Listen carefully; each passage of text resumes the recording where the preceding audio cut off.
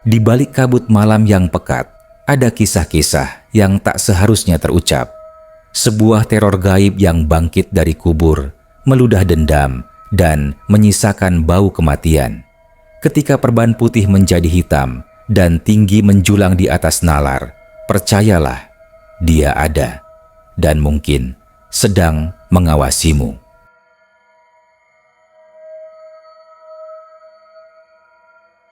Dusun Kaliwungu, sebuah permata tersembunyi di pedalaman Jawa Timur, dulunya dikenal sebagai tempat yang damai dan tenteram.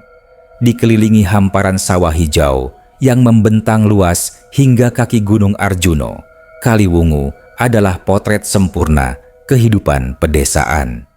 Rumah-rumah penduduk sebagian besar masih berdinding bambu dan beratap genteng tanah liat, berjejer rapi di sepanjang jalan setapak yang berkelok-kelok. Di tengah dusun berdiri sebuah masjid tua dengan kubah hijau lumut, menjadi pusat spiritual bagi warga. Namun, kedamaian itu mulai terkoyak seiring datangnya musim kemarau panjang, bukan oleh kekeringan, melainkan oleh kehadiran yang tak masuk akal, sebuah entitas yang mengusik nalar dan menebarkan ketakutan. Pocong Wedon. Kisah bermula dari cerita-cerita bisik-bisik para pemuda yang biasa nongkrong di gardu pos ronda. Malam itu, di bawah temaram lampu petromak yang tergantung di tiang bambu, Budi, pemuda paling berani di antara mereka, mengawali cerita dengan nada yang aneh. "Aku lihat, semalam," ucapnya terbata-bata, matanya melirik gelisah ke arah kegelapan jalan. Di tikungan pohon asem beringin itu, ada yang berdiri. Teman-temannya, Anto dan Joko, saling pandang, mencoba menebak maksud ucapan Budi. Mereka tahu Budi bukan tipe orang yang mudah berhalusinasi, apalagi berbohong. "Apaan sih, Bud? Pocong?" celetuk Anto, mencoba bercanda untuk mencairkan suasana. Namun, tawa Anto seketika lenyap ketika melihat ekspresi pucat di wajah Budi. "Lebih dari itu toh, lebih dari pocong biasa," bisik Budi. Suaranya nyaris tak terdengar. Tingginya lebih dari 3 meter dan matanya menyala merah kayak bara api. Joko yang semula santai kini mulai merasakan bulu kuduknya berdiri. Mereka semua tahu legenda Pocong Wedon, sebuah entitas gaib yang konon perban kafanya sudah usang, berwarna kehitaman karena lumuran tanah kubur dan darah kering, dengan wajah yang mengerikan dan aroma busuk yang tak tertahankan. Namun, Pocong Wedon setinggi 3 meter. Itu di luar nalar. Awalnya, cerita Budi hanya dianggap sebagai bualan.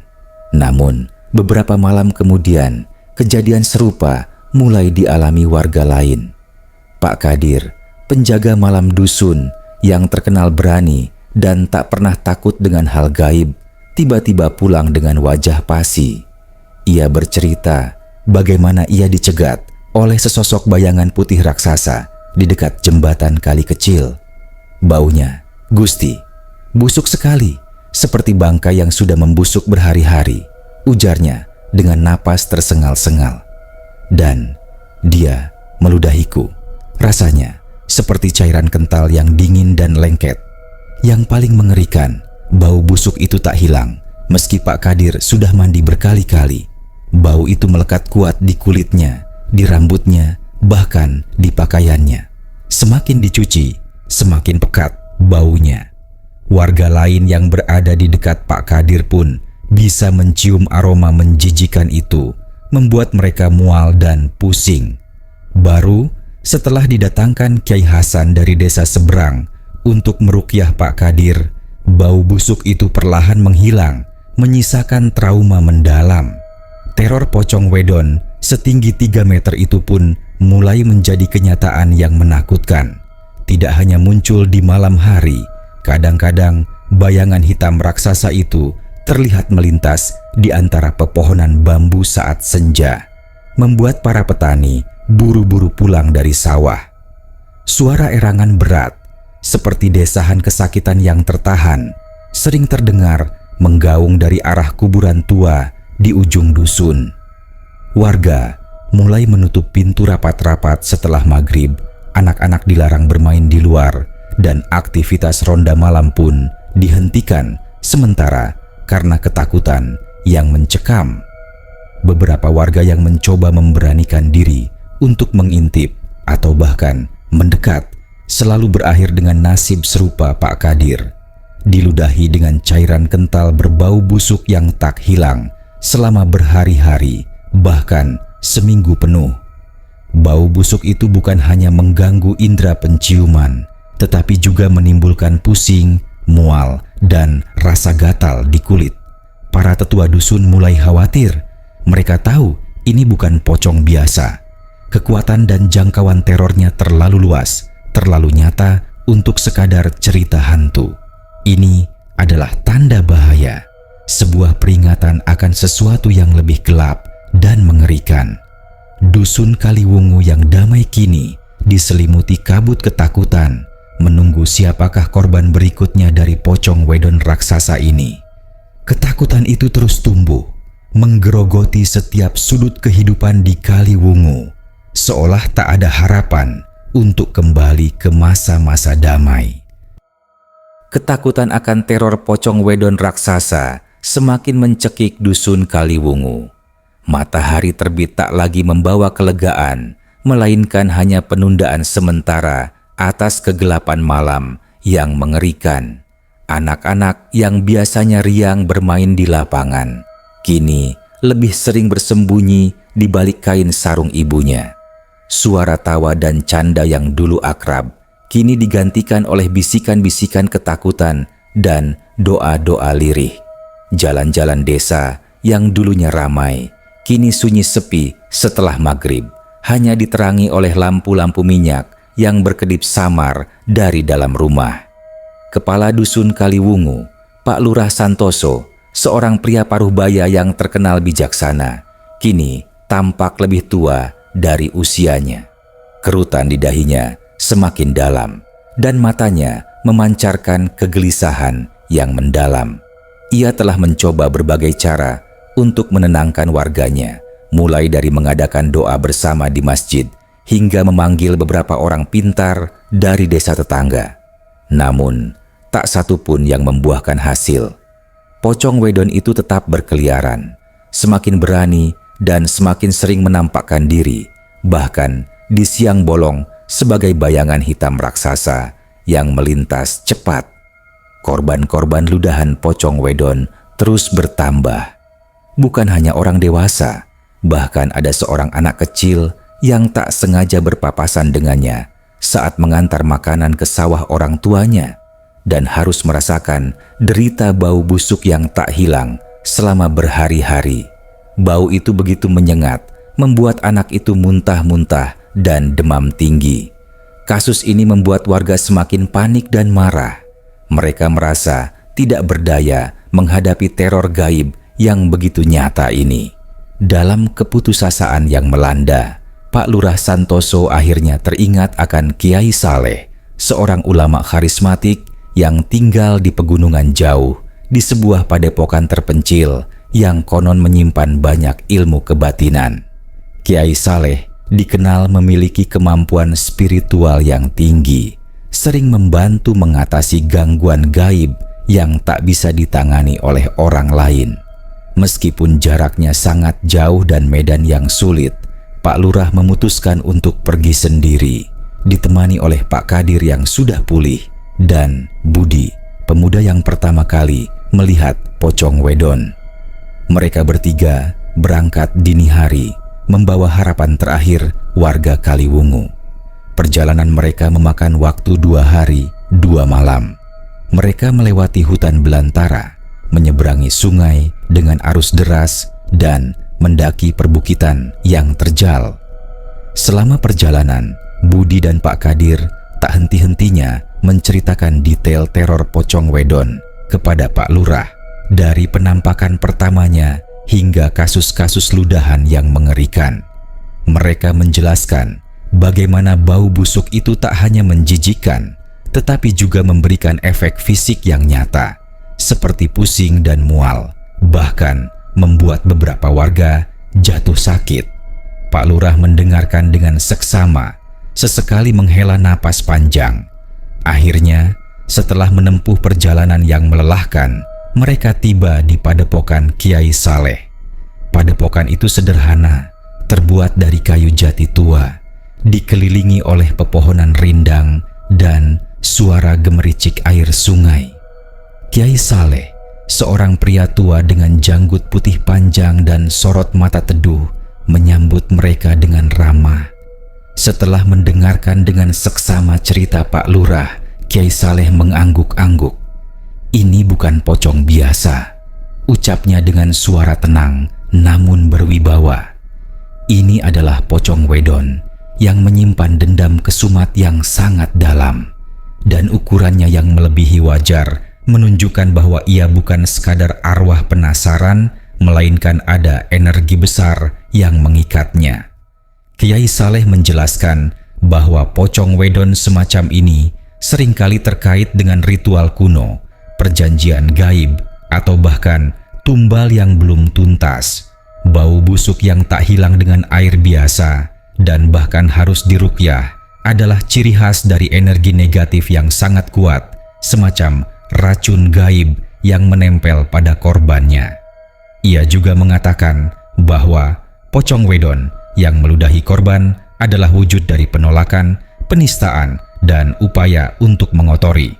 Ini bukan sekadar iseng, melainkan sebuah aksi yang disengaja untuk menimbulkan penderitaan dan ketakutan.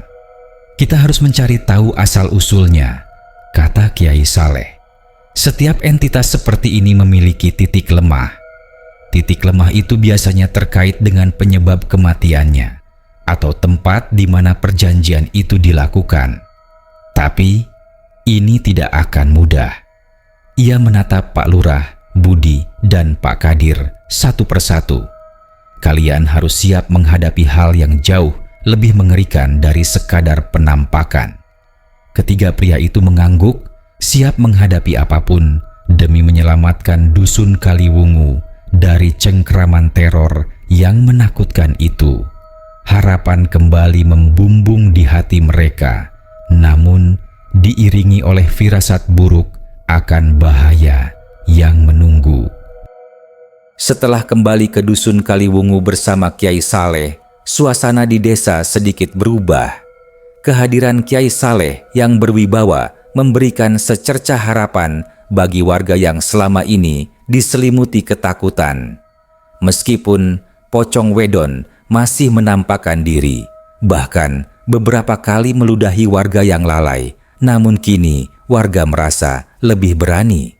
Doa-doa dan zikir bersama di masjid yang dipimpin oleh Kiai Saleh menjadi lebih khusyuk, seolah ada benteng tak kasat mata yang melindungi mereka.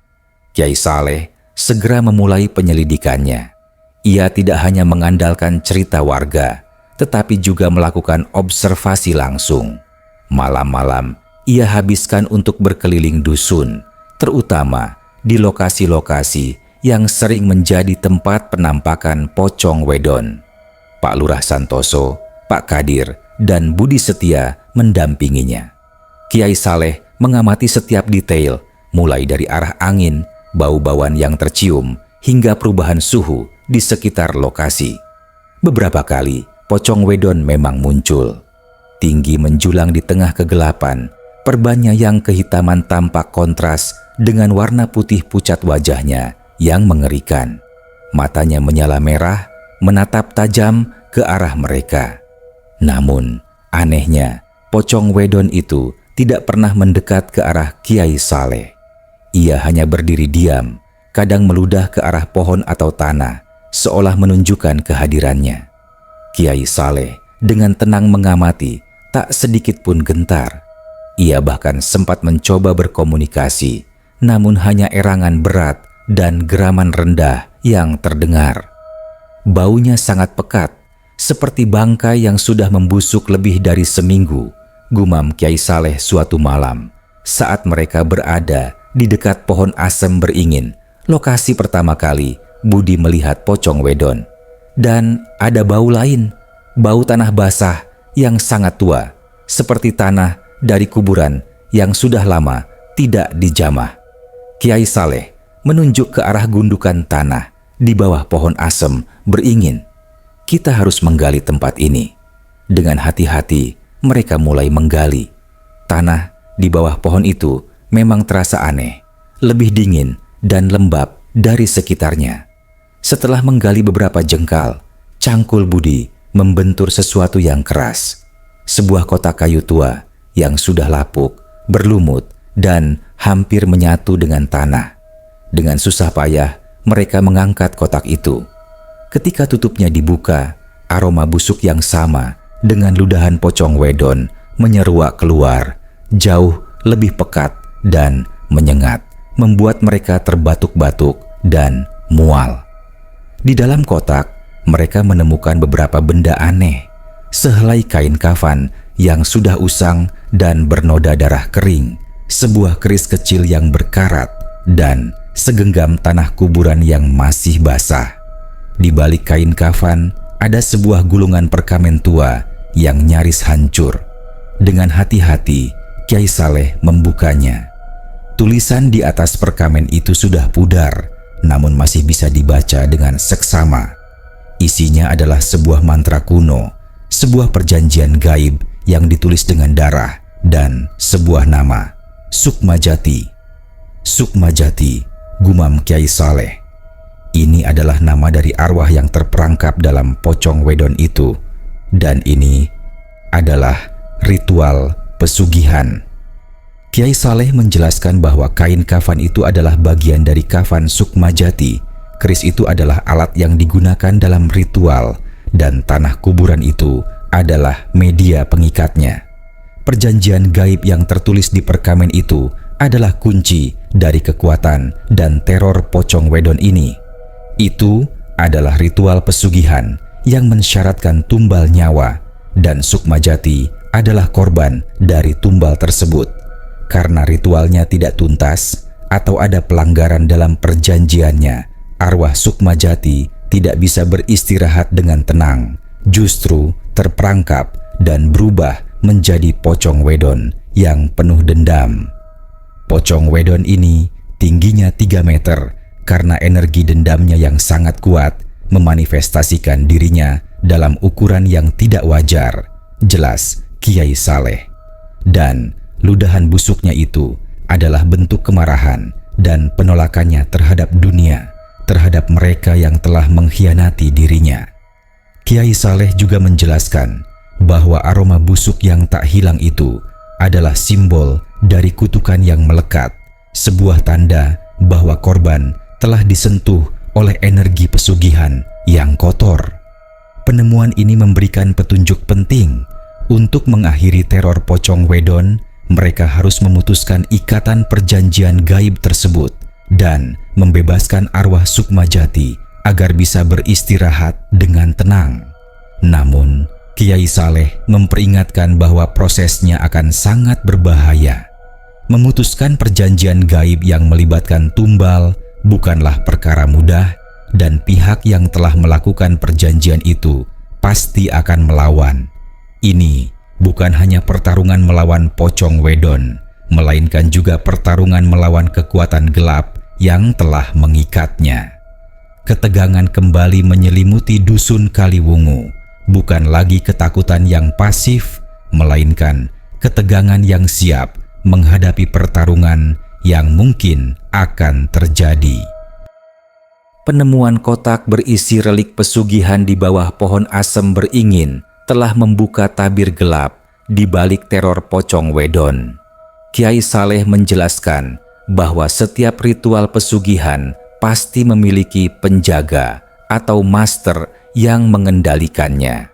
Dan untuk bisa menghentikan teror Sukmajati, mereka harus menemukan makam Sukmajati yang sebenarnya dan sekaligus mencari tahu siapa dalang di balik pesugihan itu.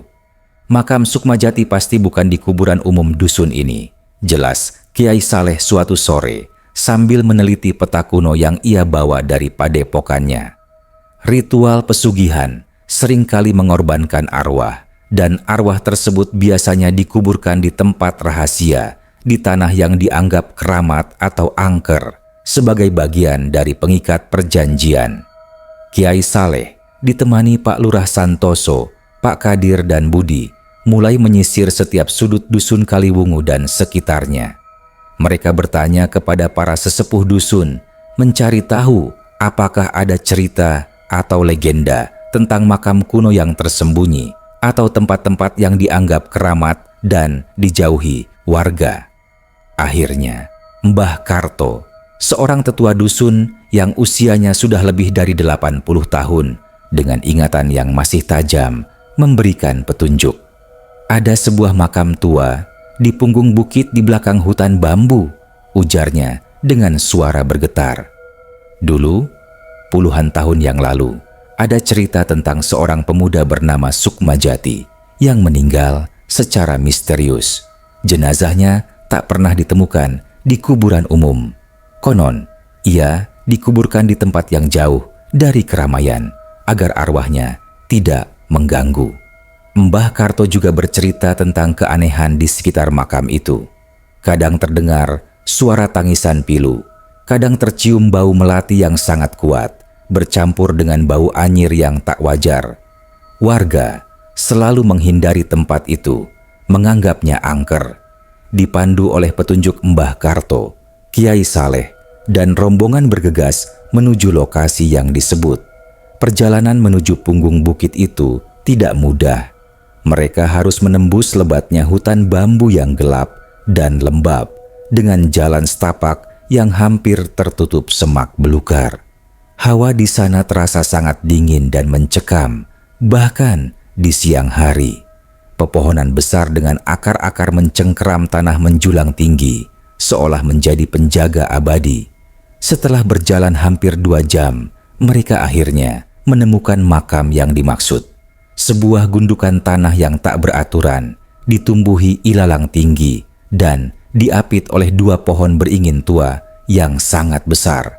Tak ada nisan, hanya tumpukan batu yang seolah menandai adanya sebuah jasad di bawahnya. Aura mistis begitu kuat memancar dari tempat itu. Bau busuk yang sama dengan ludahan pocong wedon tercium sangat pekat di sekitar makam, bahkan lebih kuat dari sebelumnya. Kiai Saleh segera memeriksa makam itu. Ia mengamati setiap inci tanah, setiap retakan batu. "Ini dia," bisiknya, matanya tajam menatap ke arah salah satu pohon beringin. Energi pengikatnya berasal dari pohon ini. Ada sesuatu di dalamnya. Dengan bantuan Pak Kadir dan Budi, Kiai Saleh mulai memeriksa batang pohon beringin yang berongga. Di dalam rongga tersebut, mereka menemukan sebuah bungkusan kain hitam yang sudah usang. Ketika bungkusan itu dibuka, kembali tercium aroma busuk yang menusuk hidung, dicampur dengan bau kemenyan dan darah kering. Di dalamnya terdapat sebuah boneka kain hitam yang ditusuk-tusuk jarum, dikelilingi oleh rambut, kuku, dan foto seorang wanita yang sudah usang. Di bawah boneka ada secari kertas dengan tulisan Arab gundul yang sudah pudar dan sebuah nama, Nyi Kemuning. "Ini adalah boneka tumbal dan ini adalah nama dalangnya," ujar Kiai Saleh dengan nada serius. "Nyi Kemuning. Ia adalah seorang dukun hitam yang dikenal sering melakukan pesugihan dengan tumbal nyawa. Arwah Sukmajati ini adalah salah satu korbannya." Kiai Saleh menjelaskan bahwa boneka ini adalah media pengikat arwah Sukmajati dan foto wanita itu adalah orang yang menjadi dalang pesugihan tersebut, yaitu Nyi Kemuning. Rambut dan kuku di sekitarnya adalah bagian dari ritual pengikat yang lebih kuat untuk memastikan arwah Sukmajati tetap terikat dan tidak bisa bebas. Nyi Kemuning telah memanfaatkan arwah Sukmajati untuk kepentingannya sendiri, mengikatnya agar menjadi penjaga harta kekayaan yang ia dapat dari pesugihan. Lanjut Kiai Saleh. Dan teror pocong wedon ini adalah bentuk protes, bentuk dendam dari arwah Sukmajati yang ingin dibebaskan. Ludahannya adalah kutukan yang ia berikan kepada siapa saja yang ia anggap telah mengotorinya. atau yang berkaitan dengan pengorbanannya. Kiai Saleh kemudian menjelaskan bahwa untuk memutuskan ikatan pesugihan ini, mereka harus menemukan Nyi Kemuning, atau jika Nyi Kemuning sudah meninggal, mereka harus menemukan makamnya dan menghancurkan semua benda-benda yang menjadi media pengikat ritualnya. Ini adalah pertarungan melawan kekuatan yang tidak terlihat, melawan dendam abadi dan ilmu hitam yang telah merusak kedamaian.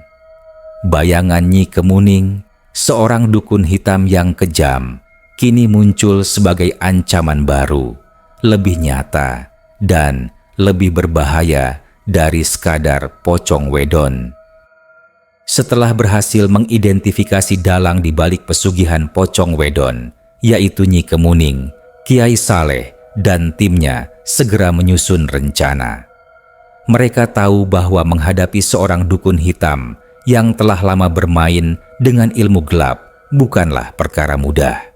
Nyi Kemuning, jika masih hidup, pasti memiliki benteng gaib yang kuat, dan jika ia sudah meninggal, arwahnya mungkin masih memiliki kekuatan untuk melindungi praktik pesugihannya.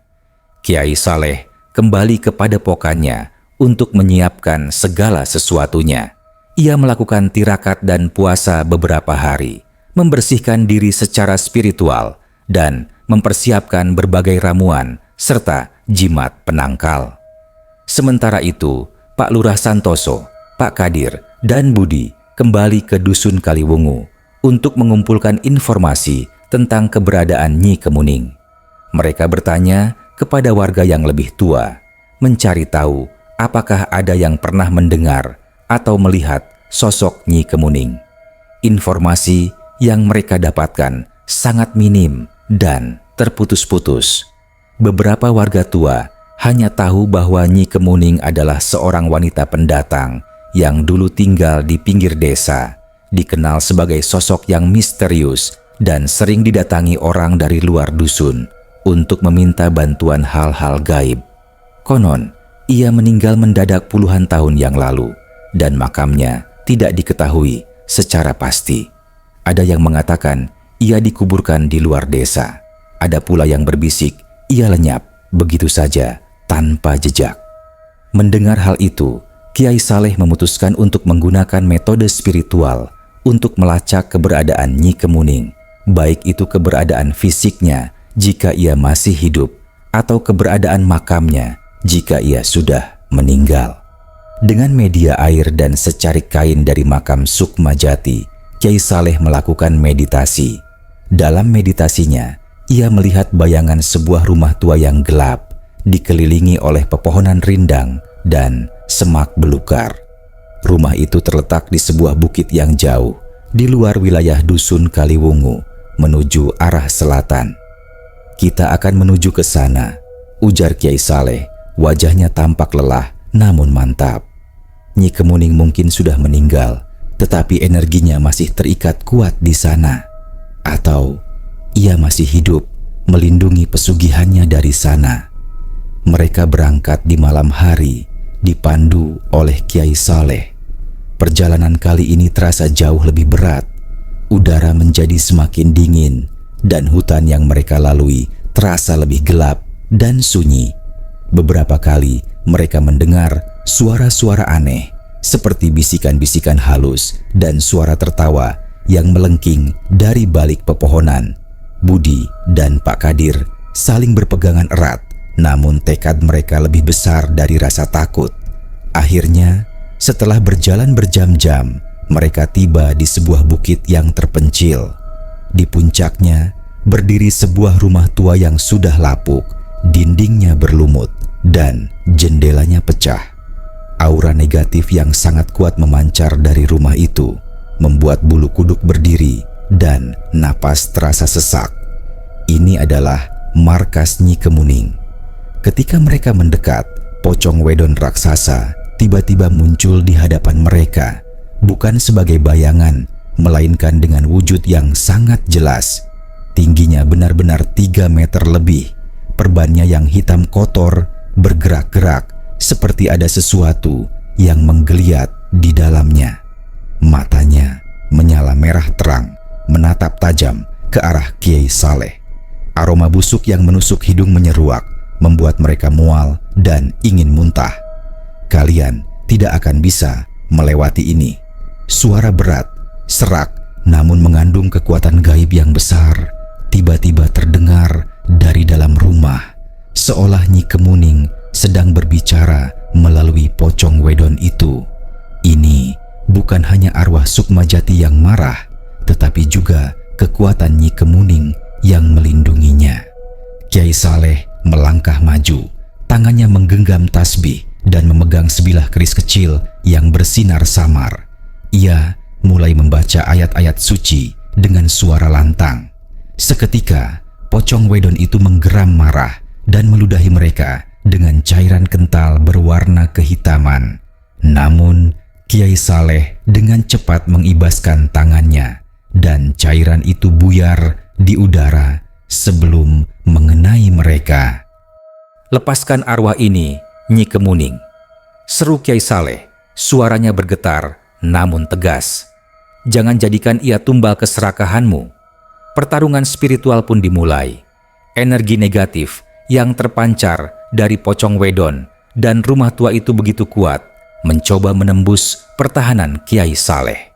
Suara-suara aneh semakin menjadi-jadi, seperti rintihan kesakitan, bisikan-bisikan jahat, dan tawa cekikikan yang mengerikan. Pohon-pohon di sekitar mereka seolah bergerak, dahan-dahannya melambai-lambai, seolah ingin meraih mereka. Pocong wedon bergerak semakin lincah, mencoba menyerang mereka dengan tangan kosongnya yang terikat kain kafan. Namun, setiap kali ia mendekat, Kiai Saleh mengeluarkan energi putih dari tangannya, mendorong balik pocong wedon itu. Kiai Saleh tahu, ia tidak boleh melukai pocong wedon secara fisik, karena itu adalah arwah korban. Ia harus menembus ikatan gaib yang mengikatnya. Pertarungan berlangsung sengit selama berjam-jam. Pak Lurah, Pak Kadir, dan Budi hanya bisa berdoa dan memohon keselamatan, menyaksikan pertarungan dahsyat antara kebaikan dan kejahatan di depan mata mereka. Mereka melihat bagaimana Kiai Saleh berkeringat dingin, wajahnya pucat, namun matanya tetap memancarkan kekuatan spiritual yang luar biasa. Kiai Saleh tak henti-hentinya melafalkan doa dan zikir, seolah membangun benteng tak kasat mata yang tak bisa ditembus oleh kekuatan gelap. Udara di sekitar mereka terasa semakin berat, dipenuhi oleh aura mistis yang mencekam. Mereka tahu nasib dusun Kaliwungu dan bahkan nyawa mereka bergantung pada pertarungan ini. Pertarungan spiritual antara Kiai Saleh dan kekuatan gelap yang mengikat pocong wedon mencapai puncaknya. Udara di sekitar rumah tua Nyi Kemuning bergetar, dipenuhi oleh energi yang berbenturan. Kiai Saleh, meskipun terlihat sangat lelah, terus melafalkan ayat-ayat suci dengan suara yang semakin menggelegar. Dari dalam rumah, suara-suara aneh yang memekakan telinga terdengar, seperti jeritan kesakitan, tawa sinis, dan geraman binatang buas, seolah Nyi Kemuning sedang melawan dengan seluruh kekuatannya. Pocong wedon raksasa itu kini tampak goyah. Aura merah di matanya mulai meredup dan perbanya yang kotor seolah semakin usang, nyaris hancur.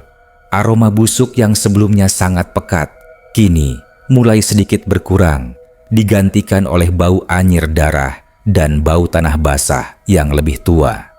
Kiai Saleh tahu, ia harus segera memutuskan ikatan gaib itu sebelum energi jahat Nyi Kemuning pulih dan semakin kuat. Dengan segenap tenaga, Kiai Saleh mengeluarkan sebilah keris kecilnya, bukan untuk melukai, melainkan sebagai media untuk memfokuskan energinya. Ia mengarahkan keris itu ke arah pocong wedon dan melafalkan sebuah doa pamungkas dengan suara yang bergetar namun penuh keyakinan. Bersamaan dengan itu, seberkas cahaya putih terang memancar dari ujung keris, langsung menghantam tubuh pocong wedon. sebuah jeritan melengking yang luar biasa dahsyat, bukan dari pocong wedon, melainkan dari dalam rumah tua Nyi Kemuning, menggelegar di malam yang sunyi. Jeritan itu diiringi oleh suara pecahan kaca dan robohnya benda-benda di dalam rumah. Lalu hening, total hening. Pocong wedon raksasa itu setelah terkena cahaya putih mulai menciut. Perlahan, tingginya menyusut kembali ke ukuran normal. Perban kafannya yang kehitaman berubah menjadi putih bersih dan mata merahnya pun meredup, digantikan oleh sorot mata yang kosong namun damai. Aroma busuk yang menyengat lenyap sepenuhnya, digantikan oleh aroma melati yang lembut dan menenangkan. Tubuh pocong itu luruh ke tanah, menjadi gundukan kain kafan yang kini tampak seperti jenazah yang baru saja dimandikan. Kiai Saleh dengan napas tersengal-sengal mendekati gundukan kain kafan itu. Ia meletakkan telapak tangannya di atasnya dan melafalkan doa-doa pelepasan arwah. "Damailah, Sukmajati," bisiknya. "Perjanjianmu telah diputuskan, engkau telah bebas." Setelah itu, Kiai Saleh masuk ke dalam rumah tua Nyi Kemuning.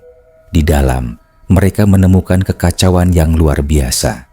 Perabot rumah tangga berantakan, dan di tengah ruangan ada sesosok jasad wanita tua yang sudah kaku, tergeletak di lantai. Jasad itu tampak sudah meninggal puluhan tahun yang lalu, namun anehnya, kulitnya masih utuh, hanya mengering. Di tangannya tergenggam erat sebuah boneka kain hitam yang sudah hancur lebur. Ini adalah jasad Nyi Kemuning. Ia memang sudah meninggal, namun arwahnya masih terikat dengan praktik pesugihannya, terus menjaga tumbal yang telah ia buat. Dengan hancurnya boneka tumbal, ikatan antara Nyi Kemuning dan arwah Sukmajati pun terputus. Pagi harinya, warga dusun Kaliwungu terbangun dengan perasaan yang berbeda. Kabut ketakutan yang selama ini menyelimuti dusun kini telah sirna. Mereka bisa merasakan udara yang lebih segar dan cahaya matahari pagi terasa lebih hangat. Bahkan, suara burung-burung yang sempat menghilang selama teror berlangsung kini kembali terdengar riang. Kiai Saleh kembali ke dusun Kaliwungu bersama Pak Lurah, Pak Kadir, dan Budi. Mereka menceritakan semua yang terjadi tentang penemuan makam Sukmajati, jejak pesugihan, dan pertarungan spiritual melawan Nyi Kemuning. Warga mendengarkan dengan penuh kekaguman dan rasa syukur. Beberapa hari kemudian, jenazah Sukmajati yang telah kembali ke wujud aslinya dimakamkan secara layak di pemakaman umum dusun Kaliwungu, di samping makam leluhurnya. Upacara pemakaman berlangsung khusyuk, dihadiri seluruh warga. Kali ini, tak ada lagi bau busuk, tak ada lagi jeritan kesakitan. Hanya ada doa dan harapan agar arwah Sukmajati dapat beristirahat dengan tenang. Sejak saat itu, teror pocong wedon di dusun Kaliwungu benar-benar berakhir. Kedamaian kembali menyelimuti desa kecil itu, lebih dari sebelumnya. Namun, kisah pocong wedon setinggi 3 meter yang meludahi warga dengan bau busuk tak hilang berhari-hari, dan pertarungan Kiai Saleh melawan Nyi Kemuning akan selalu diceritakan turun-temurun. Sebuah pengingat akan bahaya ilmu hitam dan betapa tipisnya batas antara dunia nyata dan dunia gaib. Kisah ini menjadi bukti bahwa di pelosok-pelosok desa di Indonesia, hal-hal tak masuk akal semacam ini sungguh bisa terjadi, bahkan terangkat dari kisah nyata yang tak banyak diketahui orang, menjadikan dusun Kaliwungu sebuah saksi bisu dari teror yang nyaris merenggut kedamaian mereka.